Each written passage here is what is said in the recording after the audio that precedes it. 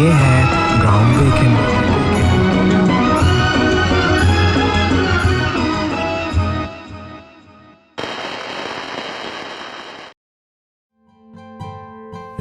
Hello people, how are we doing today?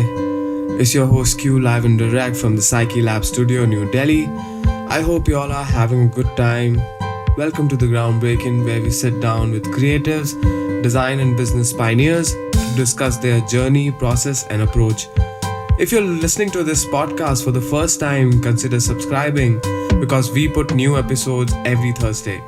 Also, check out our website and YouTube.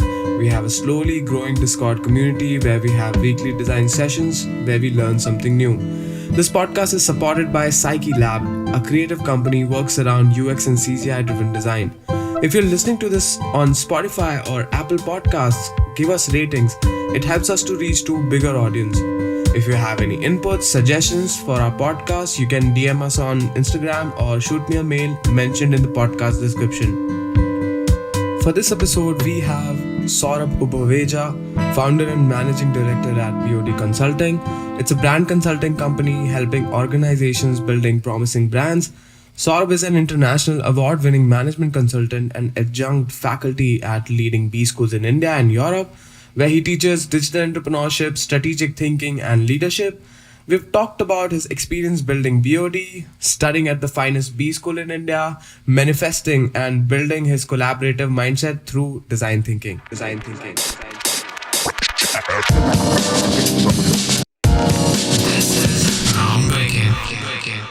Hi Saurabh, how are you doing today? Hey, hi Deepak. I'm doing great. Thank you. How are you doing? Doing fine. First of all, thanks for getting on the podcast. Means a big deal for us. And I'm definitely excited what we're going to talk about. Likewise. Yeah. Thanks. So how have you been doing? What's happening at BOD? Tell us something, what's happening. Yeah, I mean, BOD is a lab. It's a 15-year-old lab. Though we call it a consulting firm for our clients. And, we've done a lot of brand work, and whether it's brand creation or brand transformation programs, which typically involve a fair amount of creativity and design as part of designing the identity, the experiences, the communication. But why I call it a lab is because we're constantly trying to innovate on not just how to create great design for our clients, but great solutions for our clients, but also to see how to create an environment which is, just the ideal environment for creative people to thrive. So in many ways, our clients also take inspiration from how we design our organization. So so design is a big word, so it goes all the way to business. And so there's a lot of creative thinking in how we do our stuff, not just the work that we do. A lot of thought goes into to making sure that people here are very, very happy doing what they're doing, and it doesn't become like just another chore or work that needs to keep your house going and things like that. Let's take a little deep dive in your career. In your beginning, I mean, you always had an idea that you'd like to do something like you're doing right now, or because I can see you started your career as an investment person, investment company. What do you call that? Yeah, I was a banker with Citigroup, so clearly not my intended career, and so I had always wanted to be an entrepreneur, not necessarily an entrepreneur in the creative industries or as a management consultant. Back then, when I was in college, I was working on a business plan to set up a chain of bakeries, which is nothing close to what I'm doing right now or even close to the banking career, but it didn't really take off. These were like very, very early days of the startup ecosystem in the country. Sometime back in 2005, I was meeting angel investors. I remember thinking, were there any angels back there? Well, there were, and I couldn't really get through any rounds of funding. So decided to just take up a job, and the bankers and the banks were very generous in paying good money, and so took it up. But I did well, I think, as a banker, but I didn't enjoy myself as much. And then you had this thing that but I always wanted to be an entrepreneur. So why am I doing this? and one fine day, I met my senior from my engineering college, a very, very smart designer, an industrial designer. I know you're an industrial designer too. So he's engineering. He joined IIT Delhi in the M design program. And he was an automotive designer to start with. I remember one of his car models had got selected at the Detroit Auto Show, which used to be a big thing back then. And post his design education, he joined an automotive company where he was very, very unhappy. He thought he's going to be happy there, but he realized it's very bureaucratic. You really can't get through so easily if you're part of a large setup. So he was quitting. I was thinking of quitting banking. We met over a beer and we felt, what can we do together? And so I knew a bit of strategic thinking and he knew design and said, what's the best combination? And we just stumbled upon. So I would call it purely serendipity. But this was not planned, not intended, never thought of. But we decided to start a brand consulting and design firm. So that's how it came about. And back then we were called Brands of Desire. It was very cool to say that. Only later, 10 years later, it got rebranded to BOD Consulting as we added more work beyond just the brand piece. Yeah. Wow. Yeah. The Brands of Desire. I got a mail from you and I read that and I was like, oh, okay. So this is what BOD means. So I can also see your other ventures you've kicked off, on the way, like Credit Help. Want to talk about that? Yeah, very briefly, I can speak about it. So this is something which I got a chance to support as a co-founder from its early stages. It's almost 10 years ago. So we were looking to create a health tech startup, which was aimed at transforming the way tertiary care is delivered in hospitals. So the tertiary is the final level, right, where surgeries have to happen and you have to get admitted into a hospital. And we felt that it was a very broken system. So again, design thinking, but we felt that it was not customer centric. There were lots of gaps in terms of finding even the right kind of doctors or surgeons for the right kind of treatment. There were issues with diagnosis. There were issues with prognosis. There was issues with paying the right price for a treatment.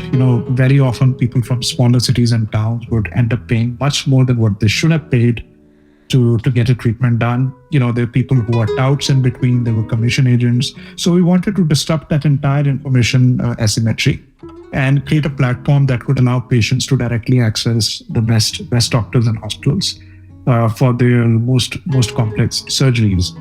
So it grew really well, and just about 5 to 6 years time became the largest such platform.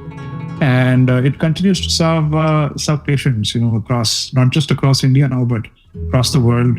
Anybody who's seeking treatment in India now has a credible place. That's why it's Credit Health, a credible place to find right kind of information, right kind of access to get their treatments done. Yeah, that sounds like a really resourceful stuff that you created. So you also working on that, or is it at that stage where it's automated enough that you don't have to spend time? Absolutely. So it never became my full-time profession. So I was always supporting it as a co-founder, as one of the directors on the board for many years, and basically coaching and advising the entire growth journey. And then, of course, it's a self-sustaining business unit, so it doesn't need me. If I join that, I'll be a liability. So I'm very busy building BOD, so that's my full-time work. Yeah. You make it all sound so simple, Saurabh. You study from IIM, and growing up in India, you're studying in school. People have dreams to go into that college.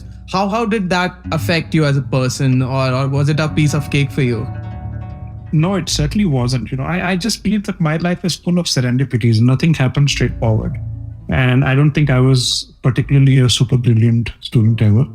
Though I would have my moments of brilliance, but it was never consistent, like, oh, this is this nerdy guy. So I don't think I've been that.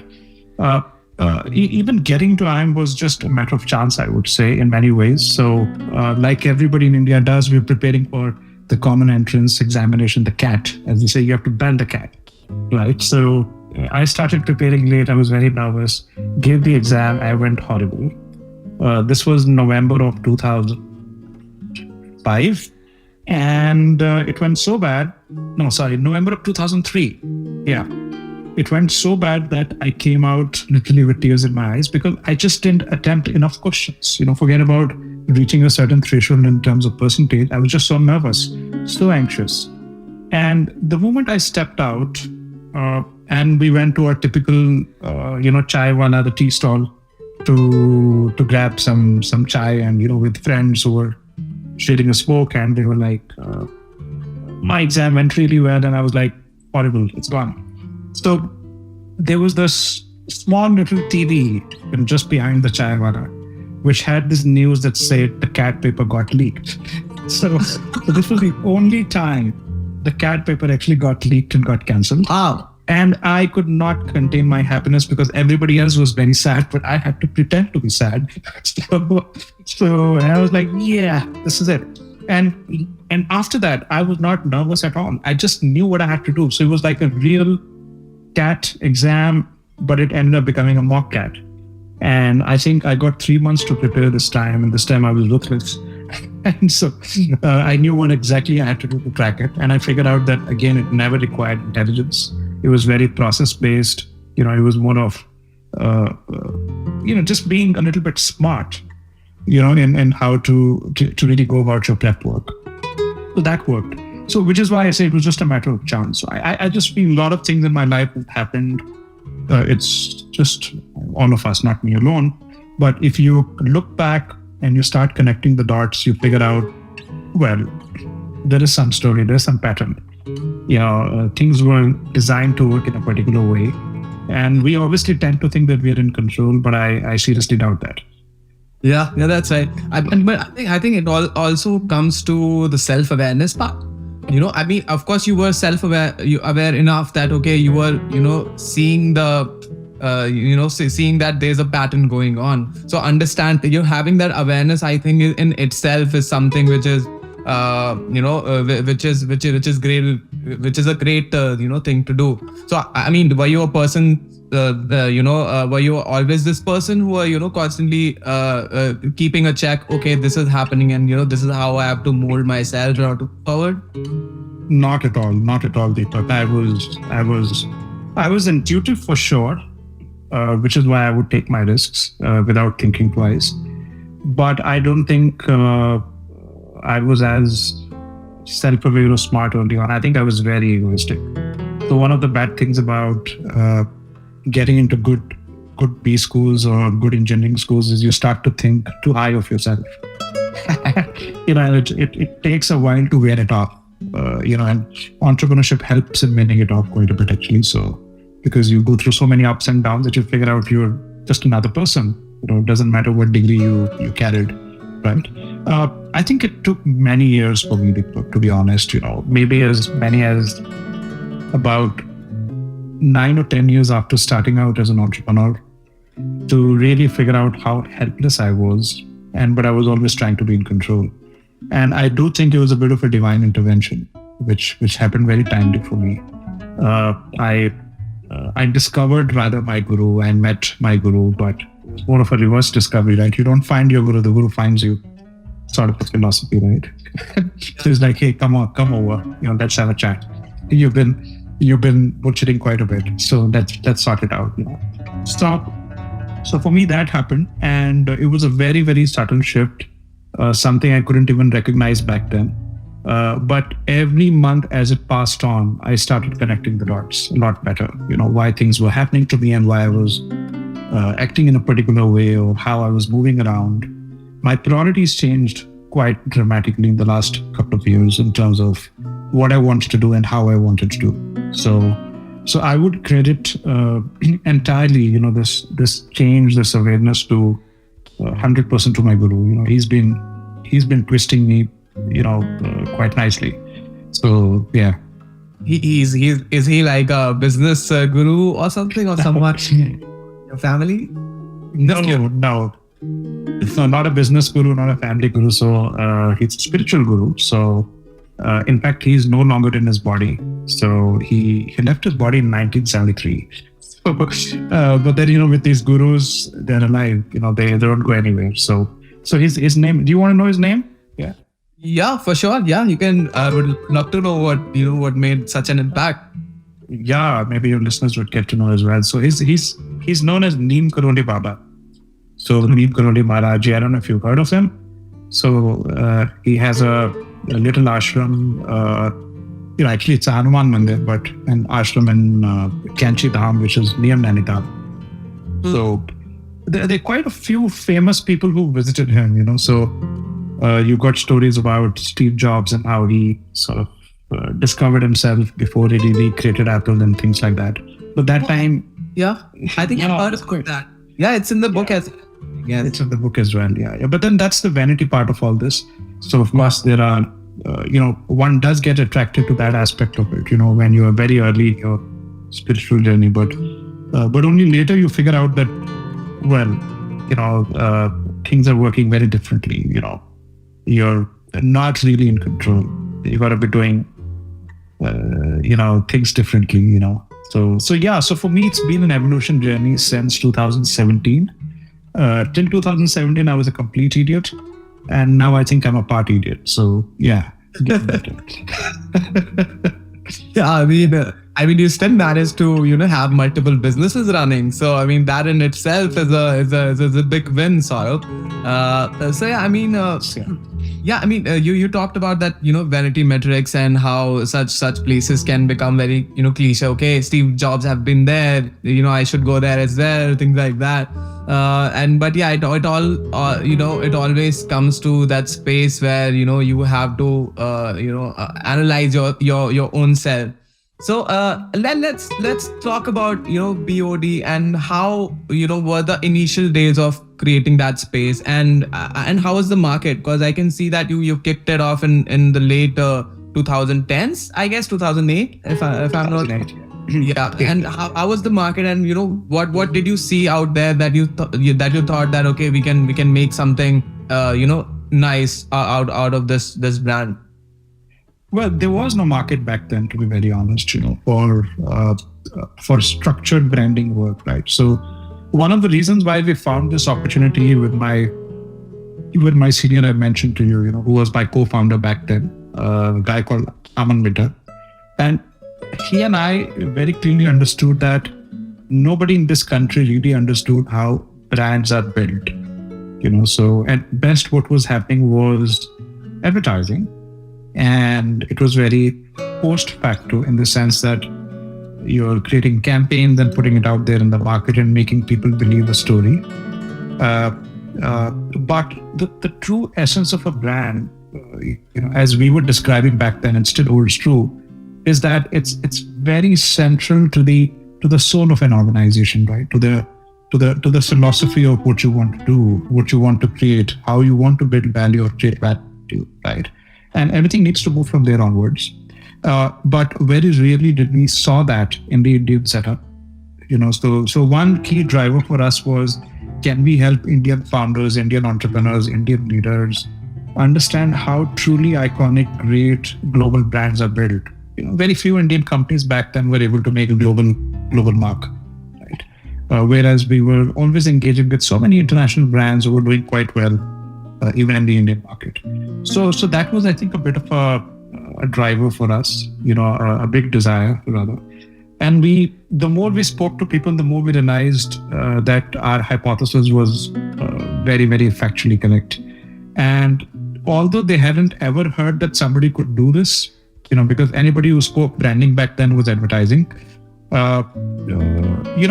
just by having this half an hour conversation, they would become converts. They were like, oh yeah, but this is what we always wanted. Yeah. So it's not like we didn't want this, but nobody told us this. So we didn't know that this is what brand is. So, that at the end of the day is the very essence of you. It's your soul.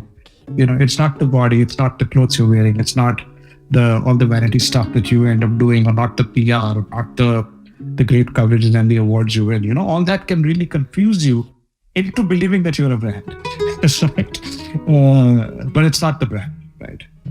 So I think getting to the essence of things. So in that sense, you can say I was again, it's like I mentioned, it was all working backwards for me, right? So only to discover later that I would end up doing this kind of work. Otherwise I'd be selling breads, which I didn't. So it's kind of fascinating how this really evolved. Every client we spoke to, every prospect we spoke to, I think our good degrees allowed us a foot in the door. But when we told them this story, they were like, "You have no experience, but we want to give you a try. So what is it that you will do?" So, and when we started doing it, for some clients, we were way ahead of time, and thinking philosophy. The others were like pleasantly surprised and said, "Hey, we didn't know this is possible." And it just became very, very enjoyable to work client after client and challenge after challenge. And we ended up working with, maybe if I look back, we worked with over 1,000 founders, so not every time it was a complete rebranding or a brand transformation, but it was just very fascinating to help them see their organization from a totally different lens. So rather than as an afterthought, so many people, many founders, leaders, they'll create a product, they go to the market, and then they say, "Let's work on branding." We were like, "Stop everything. Let's talk about your brand first. Then we create the product. Then we go to the market. Then let's hire teams which align with your brand." So everything becoming inside out rather than outside in. So, and that philosophy, I think, really resonated with anybody we spoke to. Those who could afford us got us on board. Those who couldn't still believed in us. I think we never found a person who said, "No, what you're saying is wrong." So they may not be ready for it, but they believed in the science. So that I think sort of kicked for us pretty well. Yeah. And do you think, you mentioned that, you are from a great institute, one of the famous institute out there. Do you think it also helped you building a little trust with these people who are business founders? I would say it was like a foot in the door, so maybe you'll get an entry. So, I always share this example. So again, the bakery example. So I really thought I had a solid business plan. I called up some of the super seniors from IIM Kolkata, and they were angel investors back then. They gave me a chance to present. Yeah, but then just because they gave me a chance to present didn't mean that they invested in. So it's just a foot in the door. At the end of the day, if you're not being able to create enough value for the people you want to deal with, whether it's an investor or a customer or an employee, it doesn't matter what degree you can. So it might, just allow you to have a chat, but nothing beyond that. So you still have to create value. So yeah. While you were, pitching to clients and trying to give them a solution, they never, considered, that this was the problem. How were you educating yourself or, getting that wisdom to kind of, pitch these things to the clients? Were you like constantly, educating yourself through books, or you had like mentors kicking off? So, everyone has a different way of doing it. In my case, when I reflect paper, it was a bit different. I could not use a book because I could not relate to the books, including the ones which were taught to me during B school around branding. I did not really have any mentors, which I regret. I should have found. But remember, I was very egoistic back then. So very difficult to look for mentors when you think too highly of yourself.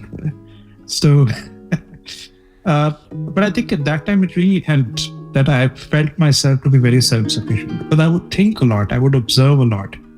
I would continuously think about, hey, why is Coca-Cola so successful? Why is Nike doing so well?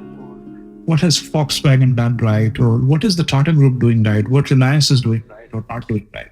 It was a lot of thinking, reflection, analysis, and then looking for some evidence to support or maybe invalidate a hypothesis. So I've always been very first principles based in that sense, that, hey, can I learn from experience and reflection, more of the inquiry mode rather than research mode, so there's two different ways of looking at it.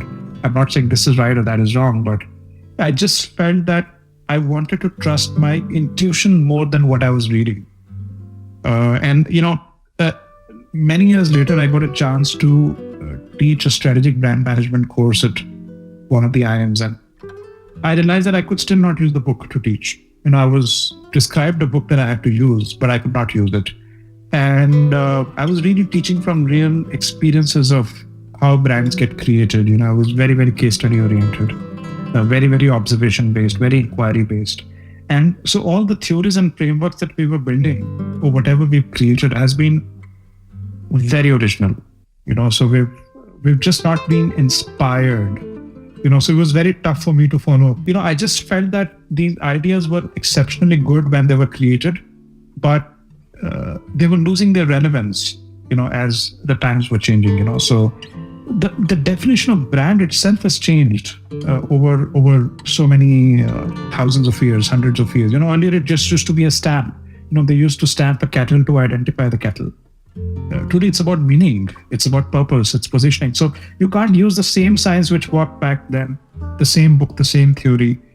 So we have to create our own theories. So I feel that which is why I call ourselves a lab.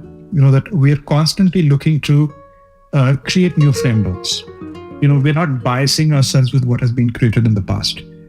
Because that allows us to think very freely. We're not bound by a theory. We're not bound by a philosophy which has already been documented before.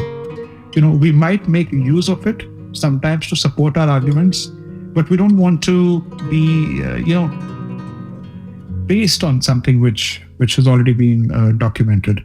What that allowed us to do, Deepak, is that it gave us a lot of freedom, to look at every problem very fresh. We didn't put it in a framework to start with. So the typical thing that consultants can do is, okay, let's do a Porter's analysis.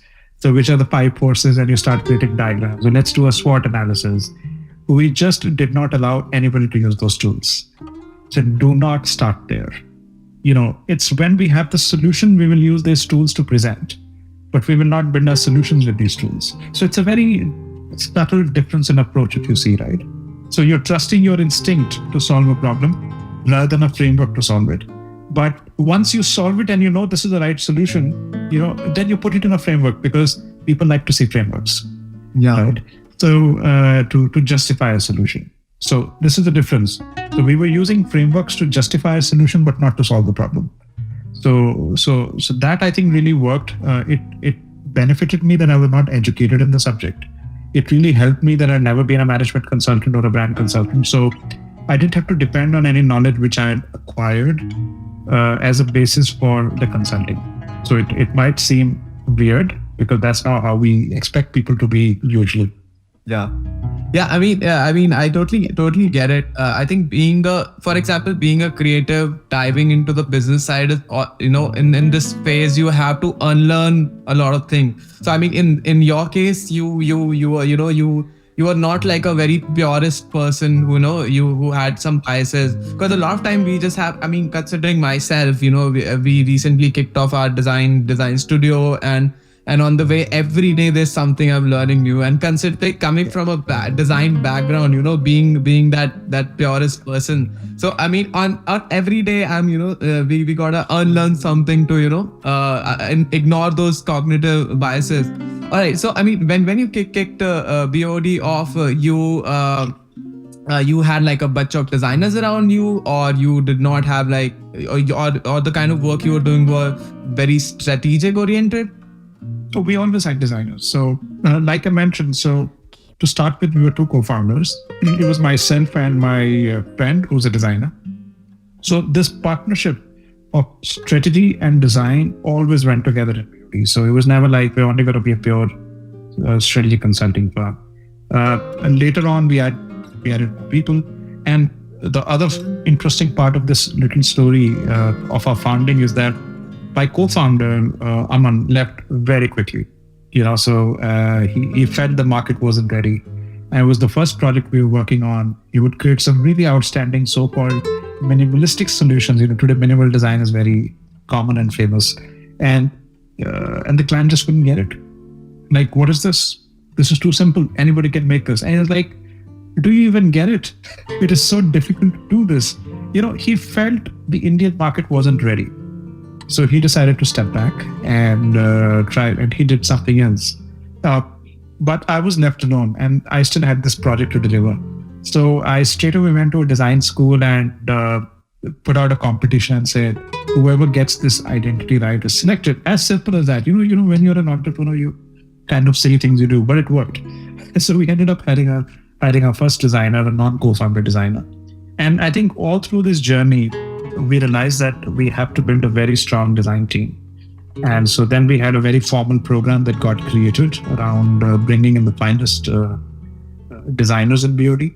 So these are things which I learned in B school. You can have a campus placement program. Design schools back then didn't have such programs. So we were kind of acting as pioneers. So we went to really fine art schools like the JJ school in Mumbai, and we would attend their exhibitions. The designers didn't even know there's something called placement. They were just presenting their stuff. And we were looking at their beautiful work, and I was like, who is this guy who's done such exceptional typographical work? Who's this guy with such clean layouts? They didn't even know how talented they were till somebody like us came and pointed it out to them and said, you're really good. And when we told them there's something called as brand design, they said, what is that? In Mumbai, the only companies who come are for advertising work. And while we want to do that, but we're not sure if we want to do that because they just don't pay enough. And it's a very exploitative kind of an environment, especially if you're a young designer, right? And we were like, listen, we're going to pay you well, number one, maybe 2 to 3 times what an ad agency pays. Secondly, you're not good at advertising. We would tell them on the face, but you can be exceptionally good at brand design, because we could see that logic, that flow, that thinking that put out there, very, very clean thinking, right? Which we thought this kind of a person could do. So we were letting them understand their own strengths and how they would apply to a career. And third, we said, listen, you don't have to work really long hours, right? You only work sane hours. You don't have to be working at 3 a.m. in the night if you don't want to, right? So there's no pressure to be in office after 5 p.m. So, suddenly, we had a value proposition, which was very, very attractive for some very creative people. And that kind of became the starting point of our campus program. And just to share with you, yesterday again, we had our entire design team in Mumbai. These are on X now, they've become seniors of JJ. And they were there at the exhibition yesterday, finding again that person and letting that person know how good you are, with your work and where you shouldn't be wasting your time. So it's a lot of education, I would say. We've educated a lot. No.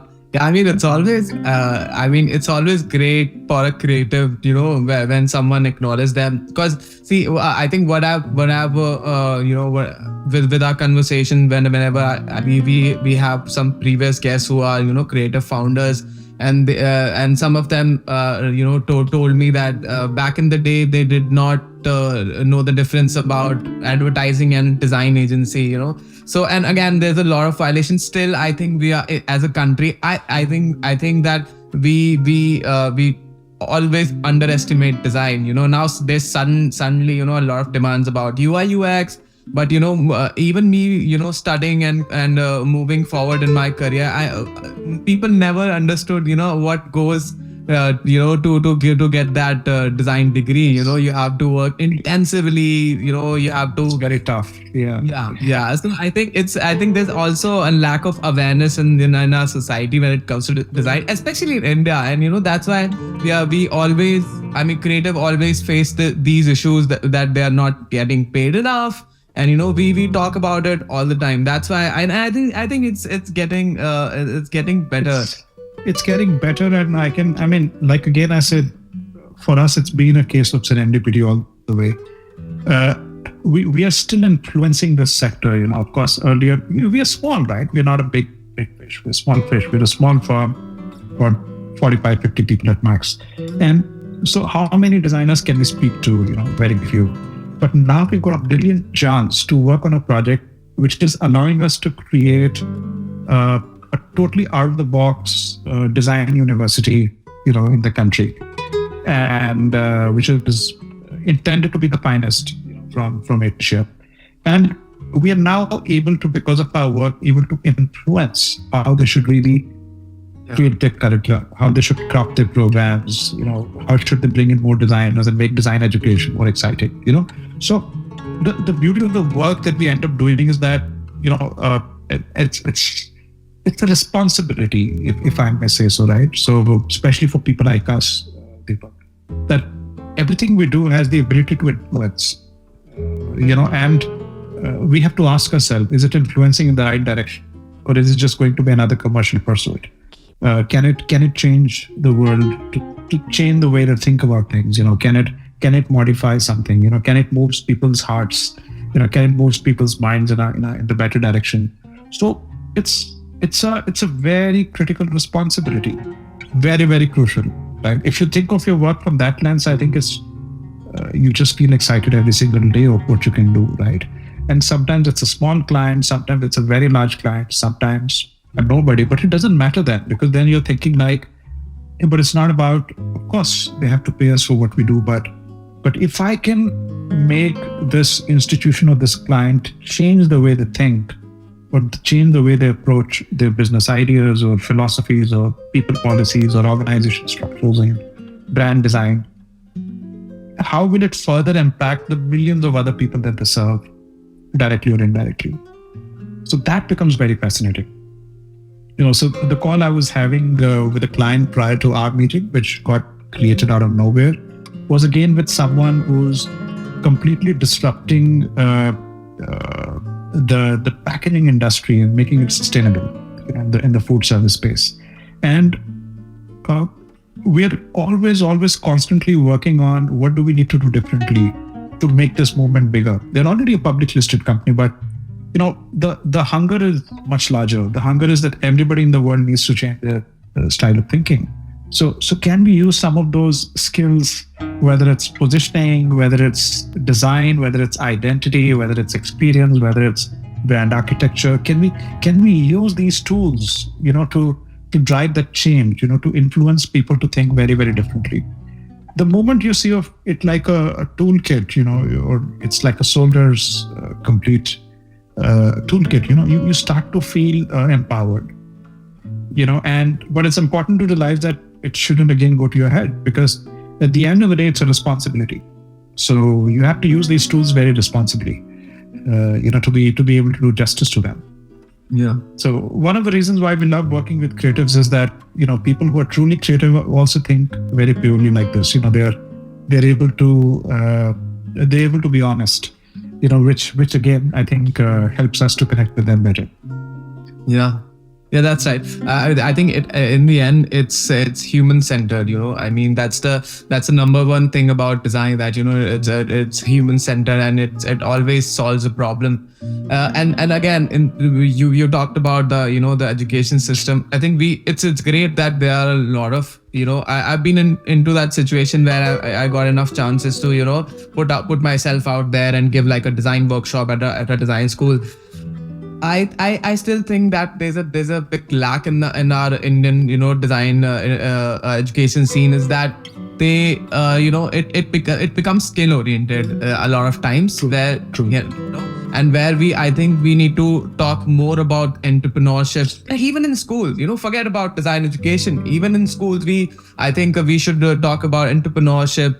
And how we can change business through design. Because even if you're a graphic designer, I mean, I don't know if I sound harsh saying this, but graphic design has become easy, and a lot of tools gonna become obsolete because AI taking over.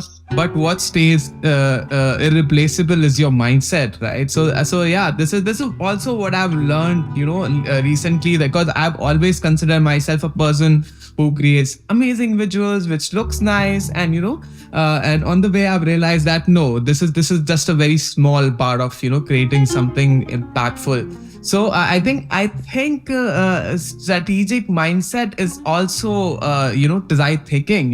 Thinking strategically is the design thinking. How do you think that you keep that space at BOD to always keep creativity and innovation thriving? Yeah, so exactly what you said, Deepak. So at the end of the day, what we have constantly made every single individual realize at BOD is that, one, you're not alone, and Secondly, you cannot create anything which is really going to break through all by yourself. You have to appreciate that design is a collaborative process.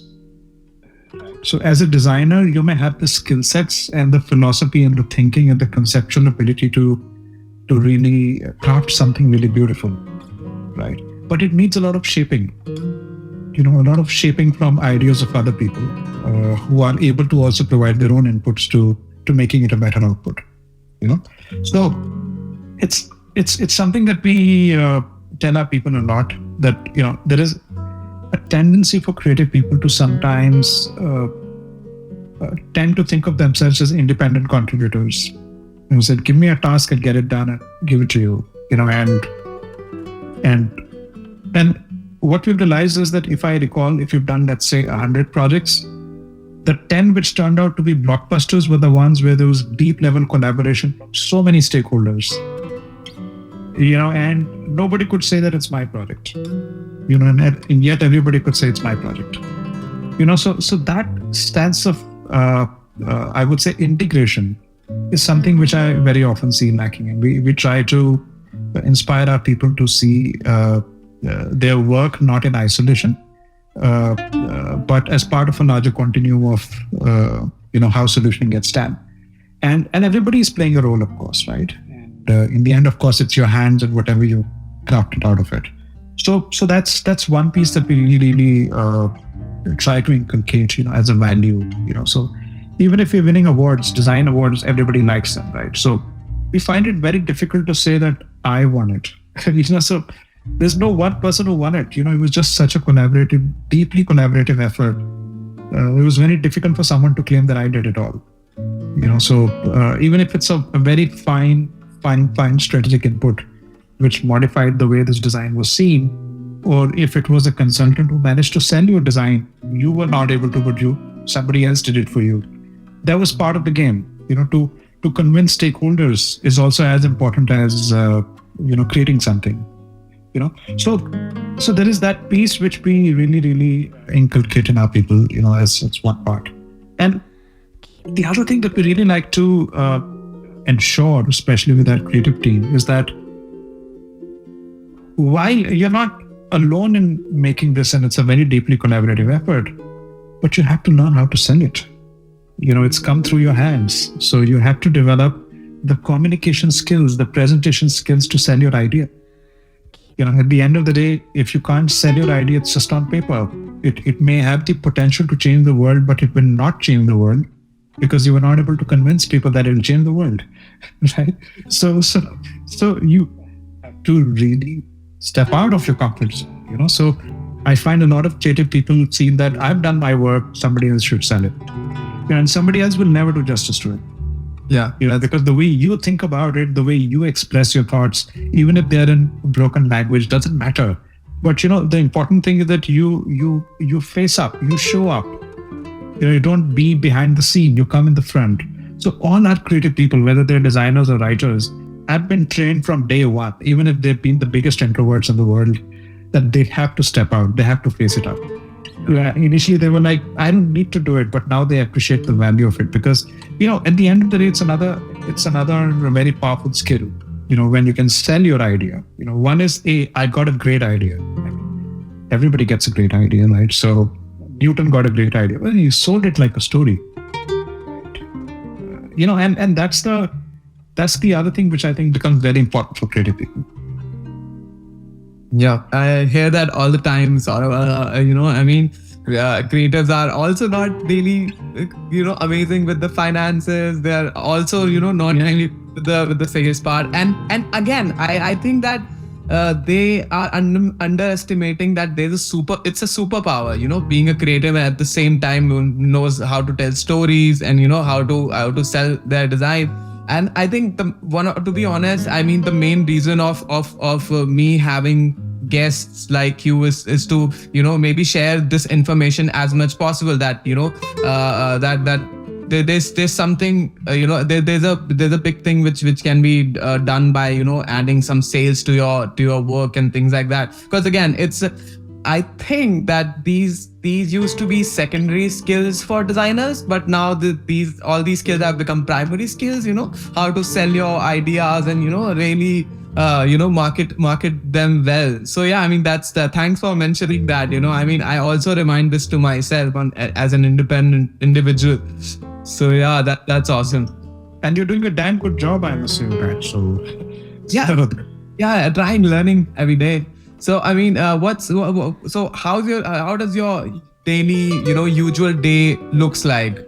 Yeah, so if I really break down my day now as compared to maybe many years back, so I would say about 45 to 50% of my time goes in just building BOD or thinking about how to build it better. So it's very inward oriented, as a journey, So it's always thinking about how to make this place a better place to do great work, how to inculcate more excellence, and you could say a lot of internal consulting, and working with the teams, inspiring them, and nurturing new leaders in the firm. So that according to me is something which I really missed out in the first, I would say, couple of years. But then when I realized this was something which I was not doing, I think this really got things going. The balance 50% of my time really goes in on the front-facing stuff, right? So meeting clients and consulting them, speaking to you, and letting know my thoughts, sharing what I know. And it could be in a client setup, it could be a workshop, it could be a forum, it could be sometimes writing, teaching. I teach quite a bit. So and that I think keeps me connected to the real world outside, what's really happening, and at the same time, the first part, which is the inward work, which I think is far more important, than the outward work, allows me to be humbled. It allows me, it shows me how much more we need to do. So it's very easy to go outward and tell people what they need to do. But it's like, how much of it am I doing? In building beauty as a firm. Now, listen, I never wanted to be an independent, self-employed kind of an entrepreneur. That was never the goal. I always wanted to build an organization.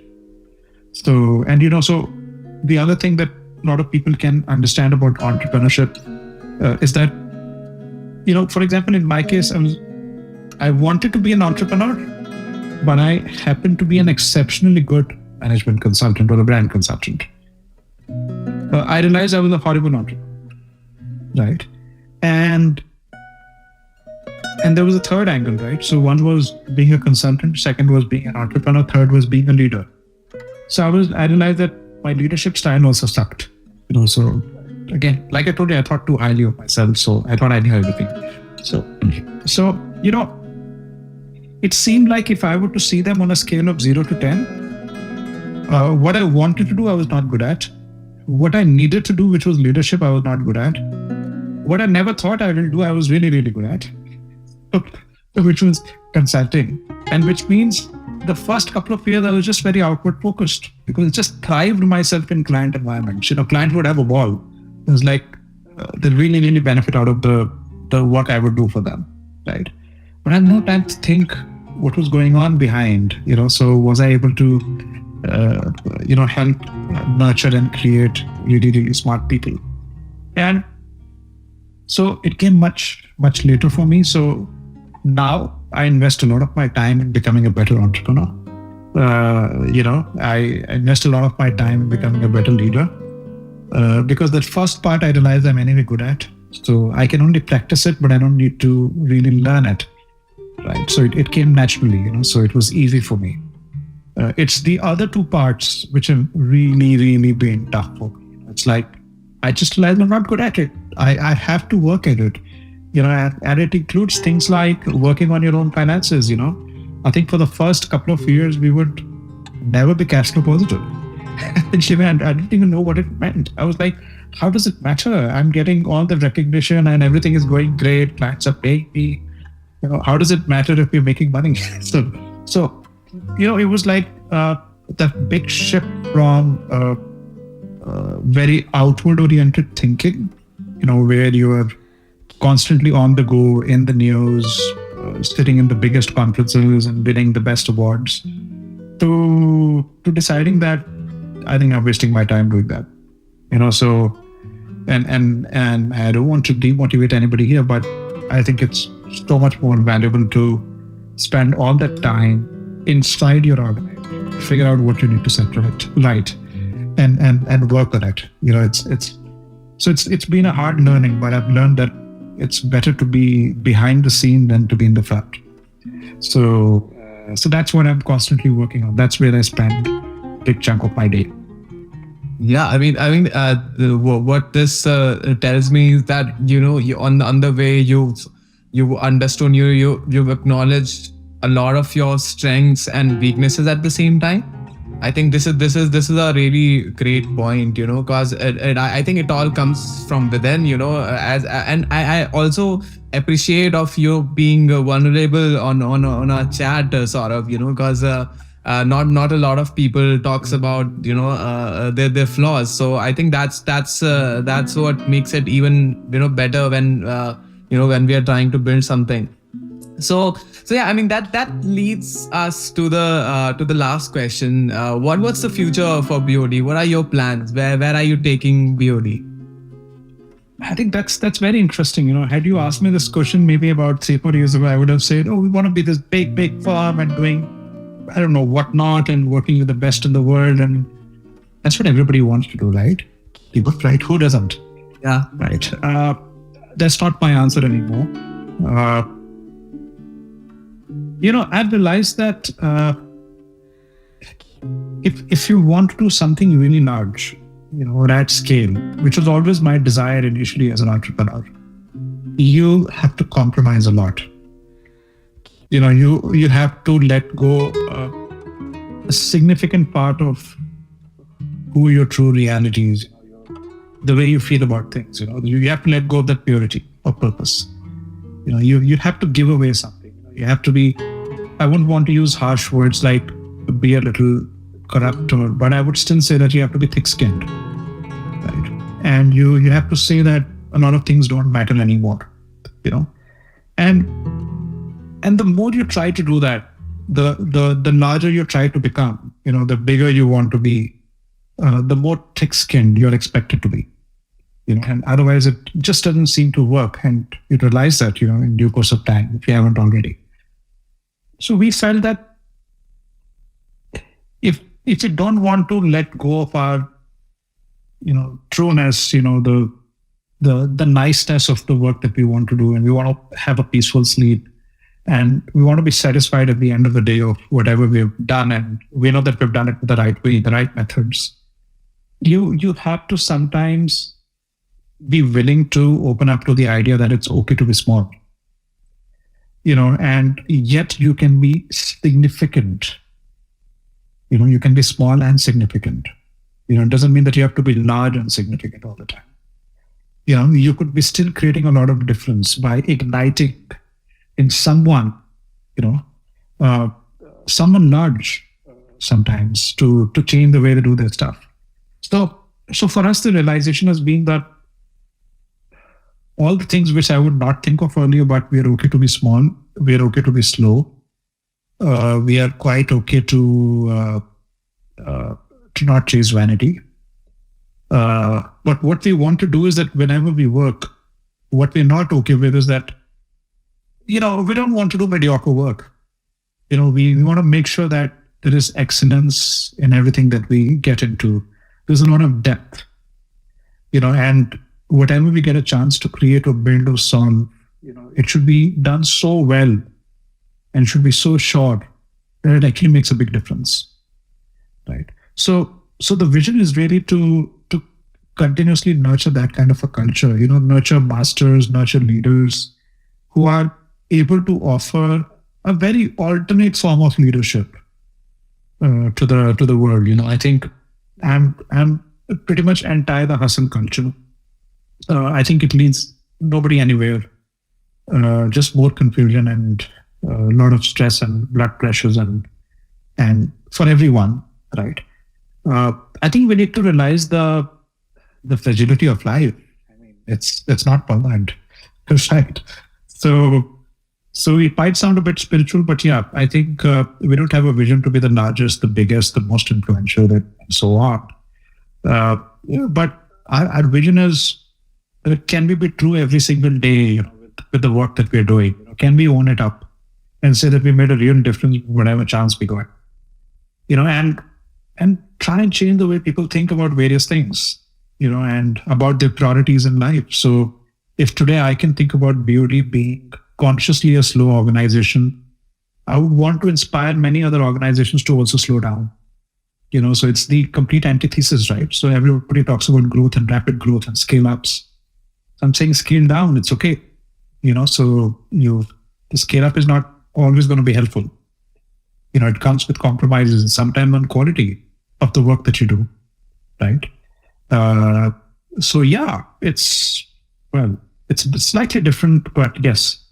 But then, so this is where I am today. So I feel very strongly that it's a better thing to work towards. Yeah. Wow. I mean, not a lot of people talk about, what you mentioned, and I kind of seem to agree because I think around me I've seen a number of people draining out. Even on me, I mean, it happens to me every 6 months. I'm draining myself out, and realizing that, okay, what is this happening? And recently I've been focusing a lot on taking care of myself, taking breaks and things like that. So yeah, I'm definitely noting it down again. And again, so thanks a lot for such an inspiring conversation. There's a lot to learn, about from your journey as I think you've also, I think what I took, the biggest takeaways I can take are, basically some of the things that you did, which was basically right, asking the right questions, and also, that figuring it out on the way. But I think your mindset was something that constantly took you to your places, and as you mentioned, serendipity, right? So yeah, I mean, thanks again, Saurabh, for getting on the call. It means a lot to us, and I hope to see you around. Thanks a lot, Deepak. It's been immensely valuable for me to chat with you. So to reflect and have these sessions, you learn a lot. I've learned a lot talking to you. Deeply inspired to be part of your podcast. Thanks a lot. Yeah, Groundbreakin.